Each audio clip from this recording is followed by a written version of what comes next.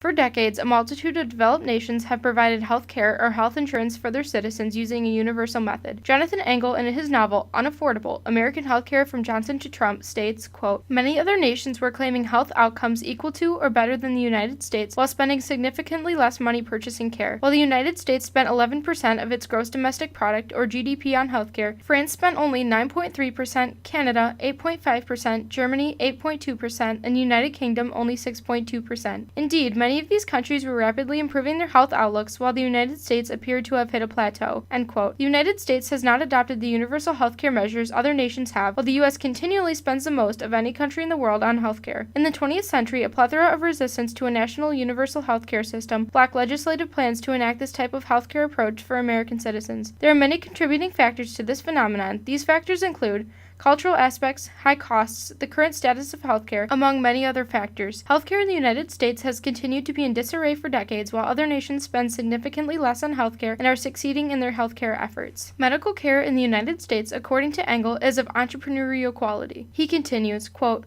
"Lack of system in the 1970s was not so much by design as by evolution. A creative entrepreneurialism overlaid on a proud professional ethos had produced a fiercely independent physician cadre who opposed efforts at organization, planning, and coordination." End quote. A large part of the opposition of a universal healthcare system was due to the medical care system being almost a market-like system, largely unregulated by the federal government and instead internally regulated by those involved in providing medical care and coverage. Healthcare providers were highly benefiting from this enterprise system, so enacting universal care would require cutting costs, therefore cutting the profits of medical care providers. This opposition by doctors, hospitals, and other healthcare providers is illustrated by this cartoon, featuring 5 doctors, 4 of which are depicted to oppose healthcare reform, showing that doctors, who heavily profit from providing medical care, did not want this power dynamic to change. Engel quotes, "Other doctors, particularly well-reimbursed specialists, resorted to aggressively defending the unique success achieved by U.S. medicine and suggested that only the free exchange of medical services and open markets can produce such high quality." End quote. In addition, many medical care providers were and continue to be content with the status of the overall healthcare method in the United States, as well as the ways in which patients are treated throughout their medical experience. Therefore, they oppose change that has the ability to compromise this status. Quote, "Many individuals, industries, and professionals benefit tremendously from the peculiar state of U.S. healthcare. The list of winners is long, and for this reason, comprehensive change in U.S. medicine is elusive. When millions benefit every day by embracing an established paradigm, the paradigm will prove highly resistant to change." End quote. Engel also notes that private health insurers, pharmaceutical companies, hospitals, specialists, U.S. Armed Forces, the elderly, and allied health professionals all benefit from the current healthcare approach in place. Organizations, individuals, and others involved in providing healthcare are continuing to resist a new system of universal healthcare like that of other developed countries due to their contentment with the current overall method, as well as the fear that quality of care and profitability would sharply decline with such a system in place. Furthermore, Americans have continually feared government involvement and regulation in matters of health. If the United States were to enact a system of universal health coverage, this would result in federal government gaining more power over the lives and matters of American citizens. Americans acknowledge the phenomenon that when the government has involved itself with public health and medicine in the past, it has only contributed to previous problems and the problems still extant today. Engel notes, Thomas Ballantyne, for example, the Treasurer and Secretary of the AMA, cited Frederick Hayek's The Road to Serfdom in expressing concern about the federal government's impulse toward social control, and John Tupper, quote, "Less government, less poverty through stimulation of industry and business, encouragement of the spirit of the independent pioneer, the spread of the voluntary effort throughout society." End quote. Although it may seem that it would be in the best interest of the United States to follow suit with its fellow developed countries in enacting a system of universal health care, disparities exist between the U.S. and other nations that hinder the establishment of such a system. Engel inquires, could Canada be a model for the United States? He answers, quote, "Canada was historically a far more egalitarian society than the United States was. A nation that had shunned immigration until the 20th century, its ethnically homogeneous population expressed greater comfort than did Americans with higher taxation, more social redistribution, and a larger role for government." End quote. Americans have taken into account the higher taxes that would be imposed if a universal system were to be imposed, as well as more government intervention, especially in this more private matter, that Americans see as detrimental to their personal rights as American citizens. Furthermore, Engel tells us that these other developed nations had begun constructing their patchwork of mandated private, public, and provincial insurance programs decades ago, before the combined lobbying power of private insurance, physician, and hospital associations and drug companies that had made comprehensive health reform so difficult to legislate." End quote. Although, quote, "in theory, the United States had much to learn from other nations' insurance and delivery systems," end quote, the United States was and still is virtually unable to legislate nationwide healthcare coverage due to collective partnership of those involved with healthcare. The cooperation between these groups, individuals, and healthcare facilities have created an economic system within the healthcare field, making both this system and this unified voice difficult to suspend. In the culmination of his novel, Jonathan Engel writes, quote, "Our system of care is inefficient, redundant, and expensive. A system composed of overbuilt hospitals, over-engineered devices, over-marketed drugs, and overtrained professionals is an expensive system. Most other nations rely on global budgets, regulated monopsony, or government-negotiated rates to rein in the worst rent-seeking behaviors. In the absence of the heavy hand of government, people will continue to pay more in premiums and out-of-pocket costs than they would otherwise need to. There is no one ideal health system. Different nations produce high-quality, universally available care using a variety of different delivery and payment mechanisms. U.S. entrepreneurship and ingenuity has produced much in the past. A rosier future for U.S. medicine will demand reconceiving the production, distribution, and financing of healthcare. Our healthcare delivery system has extraordinary components, world-class hospitals, brilliant physicians, prize-winning researchers, but the whole is less than the sum of its parts. To achieve its potential will require talented management to coordinate the efforts of thousands and rationally impose order on its disparate enterprises." End quote. Unlike other developed countries, the United States has a unique healthcare system, one which lacks uniform coverage, instead being composed of a mixture of healthcare providers, insurance providers, and other organizations. The American healthcare system also includes extensive private ownership of medical facilities. Due to the continual fear of federal government involvement and regulation in the individual matters of American citizens, coupled with the collaboration between healthcare providing organizations that work as a unified force to oppose universalizing healthcare, have blocked proposals to unify healthcare plans and coverage. Furthermore, due to the immense diversity among United States citizens, Americans have struggled to find a happy medium for everyone in terms of a healthcare system.